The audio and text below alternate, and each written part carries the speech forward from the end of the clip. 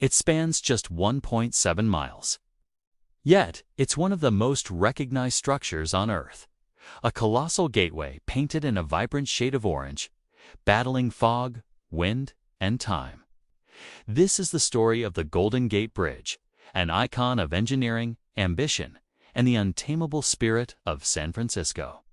But beyond its stunning beauty lies a saga of impossible dreams, incredible risks, and secrets that are often hidden by the morning mist.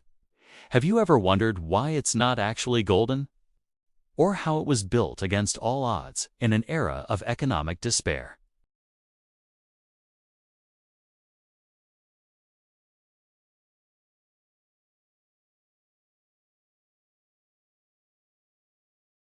This isn't just a bridge, it's a testament to human ingenuity. Let's rewind to the early 20th century.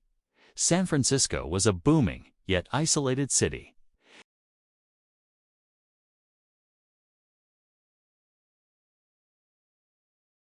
The idea of a bridge spanning the Golden Gate, treacherous strait known for its powerful currents, 200-foot deep water, and relentless thick fog was considered pure fantasy. Critics called it the bridge that couldn't be built. They said the winds were too strong, the ocean too deep, and the distance too vast. For decades, the project was dismissed as a pipe dream, far too expensive and dangerous to ever become a reality. Then came a man with a vision, Joseph Strauss. It's a brilliant but often underestimated engineer. Strauss was known for building smaller bridges. When he proposed a plan for the Golden Gate, many in the engineering community scoffed. His initial design was clunky and widely criticized as an ugly steel mousetrap. But Strauss was nothing if not persistent. He wasn't just an engineer. He was a relentless promoter and a master politician. For over a decade, he campaigned tirelessly, facing opposition from ferry companies, military officials, and even environmental groups of the day. He traveled up and down California, persuading skeptical communities, one town at a time. The timing couldn't have been worse. Just as the project was gaining momentum, the Wall Street crash of 1929 plunged the nation into the Great Depression. Funding from traditional sources dried up. It seemed the dream was dead. But in a bold move, Strauss and his supporters proposed a $35 million bond measure, asking citizens to put their own homes and farms on the line to finance the bridge. In the midst of economic collapse, the people of the Bay Area voted overwhelmingly in favor. It was a staggering act of faith in a future they could only imagine. The bridge wasn't just an infrastructure project anymore. It became a symbol of hope.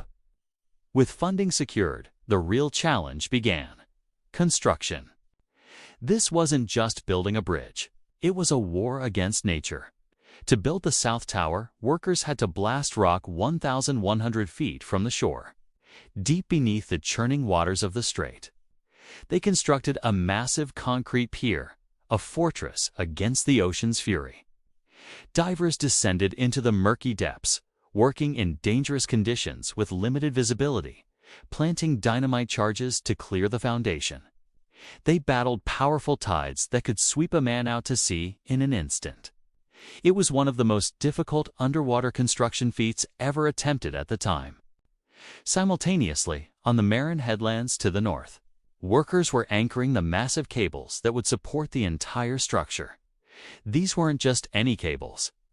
Each one is a bundle of over 27,000 individual steel wires, spun on-site, a revolutionary technique perfected by John Ney Roebling, the same mind behind the Brooklyn Bridge.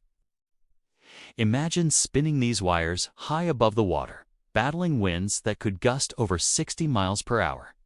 It was a dizzying, dangerous dance in the sky. But perhaps the most important innovation on the project was a focus on worker safety, championed by Strauss. At a time when the rule of thumb was one fatality for every $1 million spent on a high steel project, Strauss was determined to defy the odds. He invested $130,000 in a revolutionary safety net suspended below the bridge. This net, a massive web of rope, ultimately saved the lives of 19 men, became known as the Halfway to Hell Club, for the workers toiling hundreds of feet in the air. That net was more than just rope. It was a psychological lifeline, allowing them to work with more confidence and efficiency. This unwavering commitment to safety set a new standard for construction projects worldwide. Now, let's talk about that iconic color.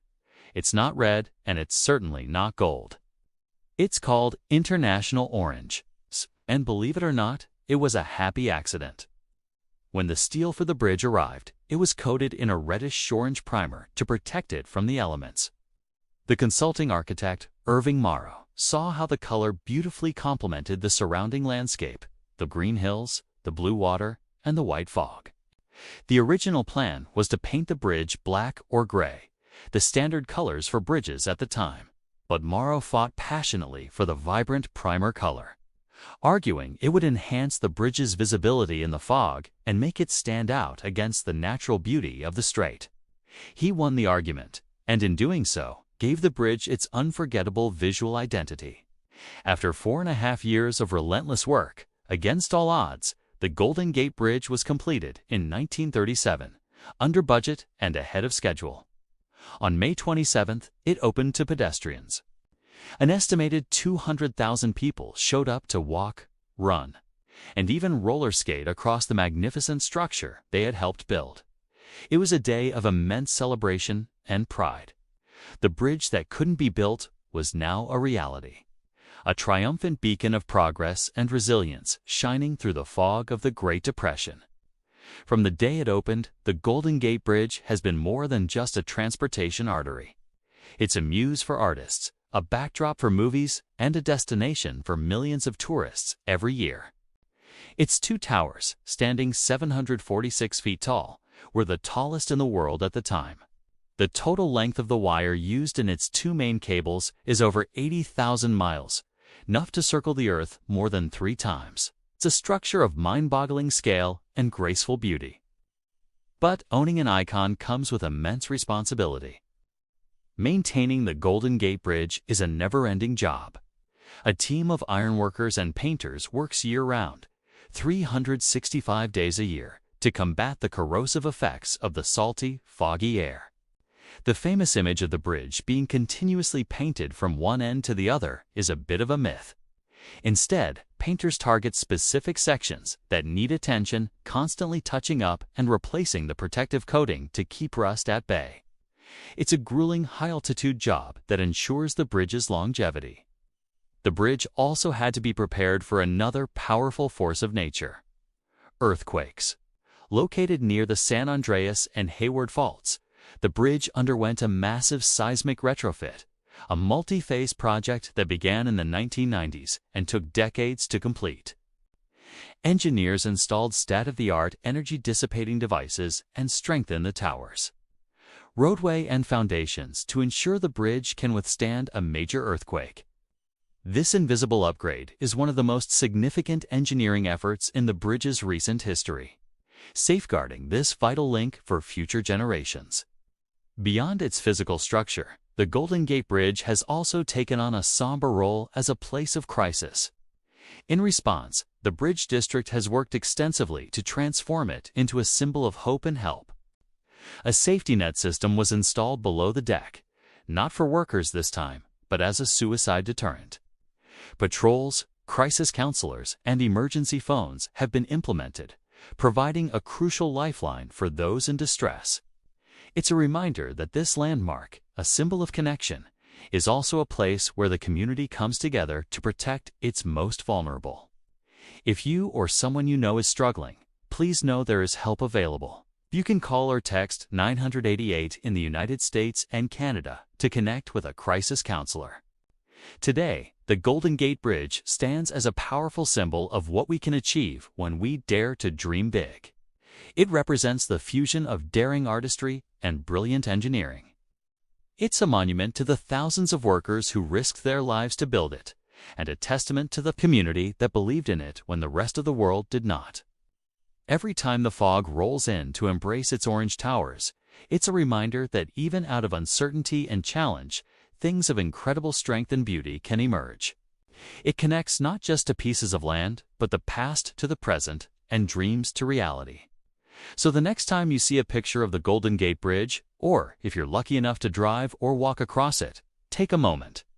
Think about the impossible odds, the brave workers, the visionary architect who fought for its color, and the people who staked their futures on a dream. It's so much more than a bridge. It's a story of human courage, innovation, and enduring hope, suspended in steel and painted in the color of a California sunset. Thank you so much for joining us on this journey across the Golden Gate Bridge. If you found this story as fascinating as we do, please give this video a thumbs up. And more importantly, hit that subscribe button and ring the notification bell. We have so many more stories of incredible engineering and human achievement to share with you. Let us know in the comments what iconic structure you'd like us to explore next. Thanks for watching, and we'll see you in the next video.